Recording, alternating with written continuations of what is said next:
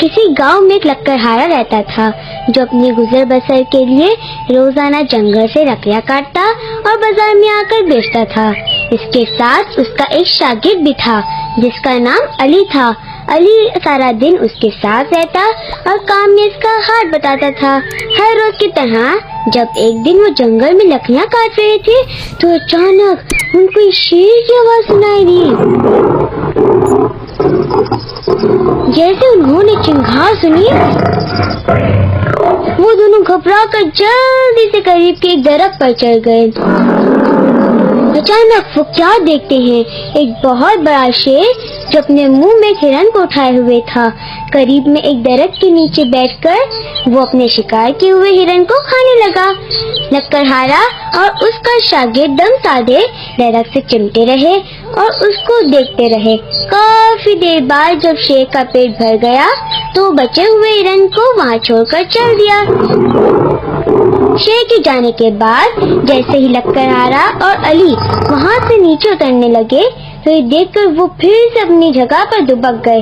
انہوں نے دیکھا کہ ایک زخمی لومڑی جو چل نہیں سکتی تھی گھسٹ گھسٹ کر اس بچے ہوئے ہرن کی طرف بڑھنے لگی۔ قریب پہنچ کر وہ ہرن سے اپنا پیٹ بھرنے لگی۔ ابھی لومڑی وہاں سے جانے ہی والی تھی تو کچھ اور چھوٹے جانور اس ہرن کو کھانے کے لیے پہنچ گئے۔ پھر پرندے اس سے لطف اندوز ہوئے اور آخر میں چھوٹے چھوٹے کیڑے مکوڑوں نے اسی ایک ہرن سے اپنا پیٹ بھرنا شروع کر دیا۔ اس تمام نظارے کو دیکھ کر لکڑہارے پر ایک عجیب سی کیفیت طاری ہو گئی۔ واہ میرے رب، تو اپنی مخلوق کو کبھی بھی بھوکا نہیں رکھتا اور ان کا رزق ان کے دروازے تک پہنچاتا ہے، ان کو بھی جو کچھ محنت کر کے کھانے کے قابل نہ ہو۔ واہ میرے رب۔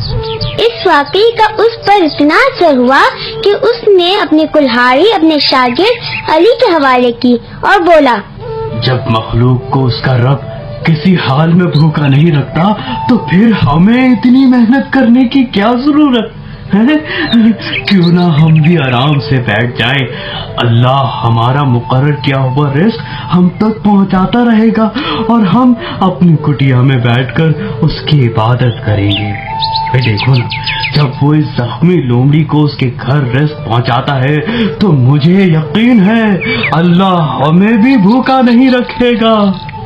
اس کے بعد لکڑہارا اپنی کٹیا میں اللہ سے لو لگانے میں مصروف ہو گیا اور دنیا سے لا تعلقی اختیار کر لی، لیکن اس کے شاگرد نے محنت کی راہ اپنا لی اور استاد کی جگہ اب وہ لکڑیاں کاٹ کاٹ کر بازار میں بیچنے کے لیے لاتا۔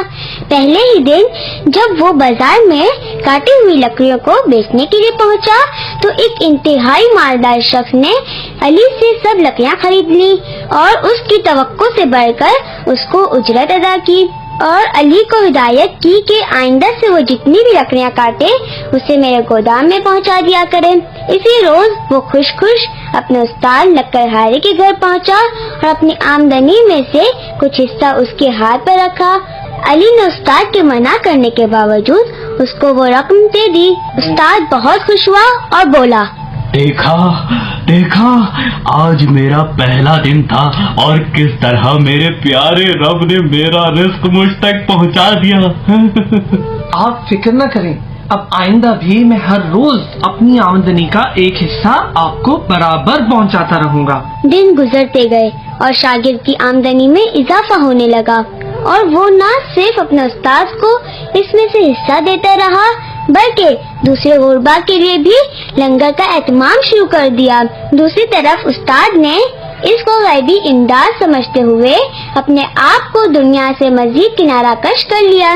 ایک روز شاگرد اپنے استاد کے ہاں پہنچا اور اس کو اس بات کی دعوت دی کہ وہ اس کے ساتھ جا کر اس کے نئے گھر کا افتتاح کرے۔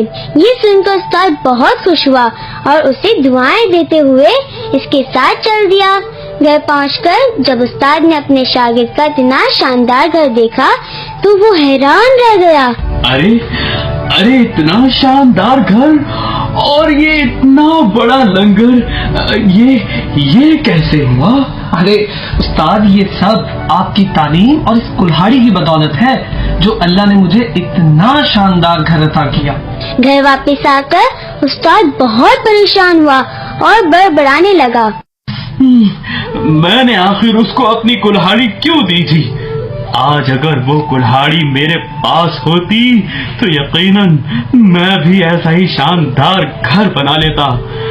واری قدرت، یہ تیرا کیسا انصاف ہے کہ اس کو تو نے اتنا امیر کر دیا اور مجھے اتنا غریب۔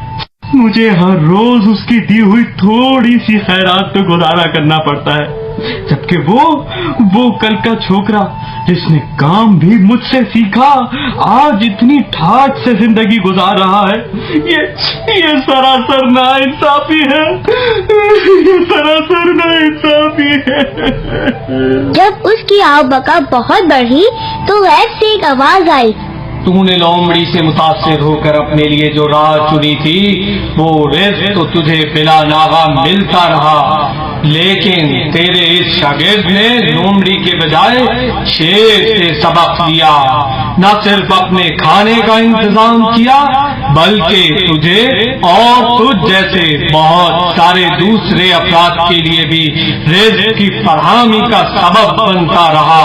اب تو بتا، تیری شکایت جائز ہے یا غلط؟ پیارے بچوں، اوپر والا ہاتھ ہمیشہ نیچے والے ہاتھ سے بہتر ہوتا ہے۔ ایک مضبوط اور خوشحال مسلمان جو دوسروں کی مدد کر سکے زیادہ اجر کا مستحق ہے۔